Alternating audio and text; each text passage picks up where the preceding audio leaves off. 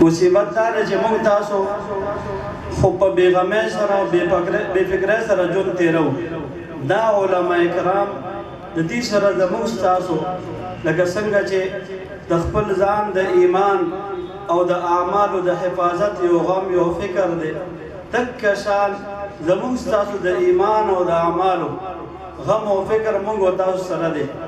هغې تاسو ته دا حدیث بار بار بیان کړي چې بھئی نبی علیہ السلام د دې زمانې باره کې پیشنګویي ورکړې ده چې یو کس به د سحر ټایم کې مسلمانې ماښام به کافرې،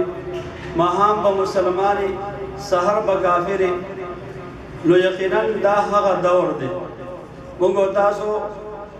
د خپل ایمان او د اعمالو نه خو بې فکره یو. خو دا علما کرام چې څومره غټ پروګرامونه جوړوي، که واړه پروګرامونه جوړوي، که په مسجد کې د دې پروګرامونه جوړېږي، نو د دې ټولو مقصد دا دی چې زما او ستا د ایمان او د اعمالو حفاظت وشي. عقیده د ختم نبوت دا څومره اهمه ده. موږ او تاسو الحمدلله چې یو تبلیغي ملګری ودرېږي، نو د هغه لومړۍ خبره دا وي چې بھئی د ختم نبوت په صدقه کې الله تبارک وتعالی د تبلیغ دا کار موږ ته حواله کړی. الله تبارک وتعالی موږ تاسو د نبی علیہ الصلوۃ والسلام په کار کې الله تبارک وتعالی موږ شریک کړی یو. نو دا عقیده الحمدلله زموږ ستاسو ښه په ښه کلکه عقیده ده. او که بیا په دې کې موږ تاسو شک شبهه کوو، نو یو د شک شبهې وضاحت هم هغې وکړو چې شک شبهه کوونکی دا سړی چې کوم دی مسلمان نشي کېدی. نبی علیہ الصلوۃ والسلام سره الحمدلله د محبت د وجې نه موږ او تاسو دې مجلس ته راجمع شوي یو، او د نبی علیہ الصلوۃ والسلام سره د محبت او د نبی علیہ الصلوۃ والسلام پورې شان مقام مرتبه موږ تاسو نشو پیژندلی. او څومره اوچته ده دومره موږ او تاسو ته پته ده چې الله تبارک وتعالی نبی علیہ الصلوۃ والسلام ته کومه مرتبه او کوم مقام ورکړی دی، د ټولو مخلوقاتو نه اوچت مقام یې ورکړی دی. دا څومره اوچت دی، نو دا الله تبارک وتعالی په علم کې ده. د دې وجې نه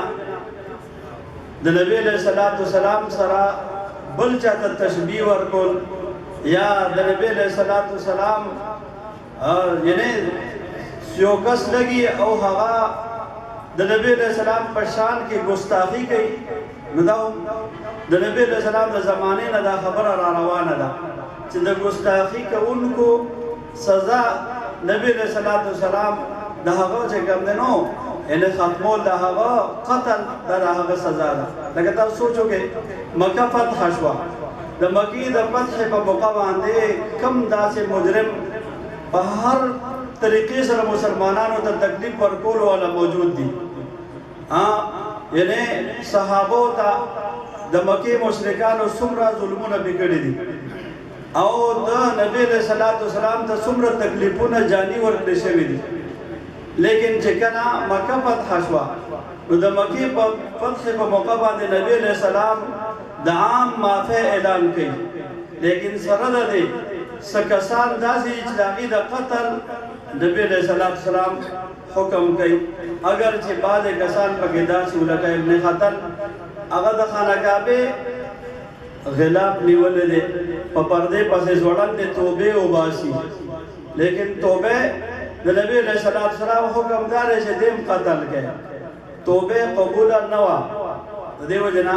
علما کرام یعنې دا د هغې فتوه ده د علما کرام چې څوک د نبی علیہ الصلوۃ والسلام ګستاخي او ګستاخي وکړي، نو د ده توبه به نشي قبلولی. د ده چې کوم دی نو او ګورې نبی علیہ الصلوۃ والسلام د ذات ګرامی ادب تقاضا دا ده. تاسو موږ سوچ وکړو لکه د نبی علیہ الصلوۃ والسلام دا مخکې دا واقعه تېره شوه، تاسو موږ مخکې ته راغلي ساولډیر کې. اوس یو سړی کتاب داسې لیکي چې یو کس چې کوم دی نو ابوبکر صدیق رضی الله عنه صدیق اکبر دی، او صدیق اکبر دا د ابوبکر صدیق رضی الله عنه یعنې لقب دی او ښکلی لقب دی، ښایسته لقب دی. خو که یو سړی ولګي نبی علیہ السلام ته صدیق اکبر وای نو چونکې دا د ابوبکر صدیق رضی الله تعالی لقب ګرځیدل دي او دا د نبی علیہ السلام ته صدیق اکبر وای نو دام دا نبی علیہ السلام د آداب او خلاف دام د نبی علیہ السلام توهین دی نبی علیہ السلام د خپل مرتبه نه ښکته راکوزول فاروق اعظم دا د عمر رضی الله تعالی لقب دی او بهترین لقب دی خو که یو انسان ولګي او نبی علیہ السلام ته یو انسان چې کوم دی نو فاروق اعظم وایي نو چونکې دا د عمر رضی الله تعالی لقب دی نو دې دی کې دا د نبی علیہ السلام مرتبه د خپل ځای نه راکوزي ښکته الله جل شانه دې موږ او تاسو ته د خپل حبیب د شان او د مقام مرتبه پیژندو توفیق نصیب کړي نو په داسې مجلسونو کې موږ او تاسو ته زموږ تاسو دا مشران چې کوم بیانونه کوي چې دا موږ په توجه سره او یاد ساتئ څنګه چې ګل اسلام مولوي صاحب خبره ذکر کړه موږ او تاسو داسې نه کوو چې که موږ او تاسو څه مسله راشي نو په موبایل باندې مه حل کوئ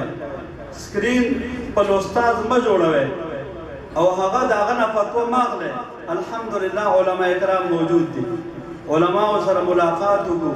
د ملاقات به ځان له اجر ځکه حدیث پاک کې راځي چې څوک د عالم زیارت کوي نو دی داسې دی چې د نبی علیہ السلام زیارت کوي او څوک چې د علماء سره ملاویږي اهم مسلمان سره ملاویږي او یا زره پرشته در لپاره د مغفرت دعاګانې کې چې خالص د الله تعالی د رضا لپاره او د مسلې د زده کړې لپاره عالم په خدمت کې حاضرېږي او دا غنه مسله زکه نو دا هوته طالب شي نو د علماء کرام د خپل ځان په یو مسله کې شک شوبراله ځان له موبایل غره یاد ساته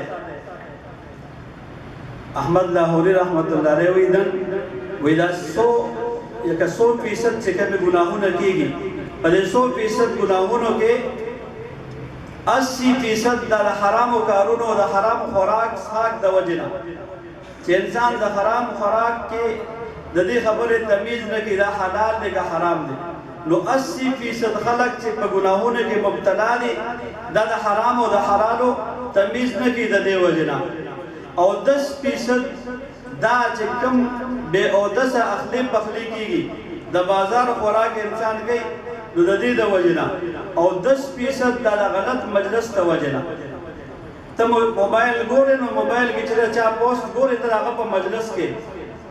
او کتا پاغه باندې اعتماد او بیا یقین وکا نو یو اړې بس ډېر کرته داسې کیږي چې زمونږ یو سمجھدار سړی سم سړی ایماندار سړی او دې چې ګرځي نو دا موبایل په خبره باندې یقین وکي او نو بس دې د ایمان نه چې ګرځي نو خالی کی الله دې موږ تاسو ته احساس نصیب کړو د دې علماء کرامو د دین د ذکر د الله تبارک و تعالی د موږ په ځل کې جذبه الله تعالی واچي بلکې الله نه وغواړو نبی رسول الله سلام د الله د محبت تعلیم تر راکړه د خدای نه مخکې د علما او د دیندارو خلکو د محبت تعلیم راکړه اللهم انی اسالک حبک یا الله رستا د محبت سوال کوم وحب من يحبک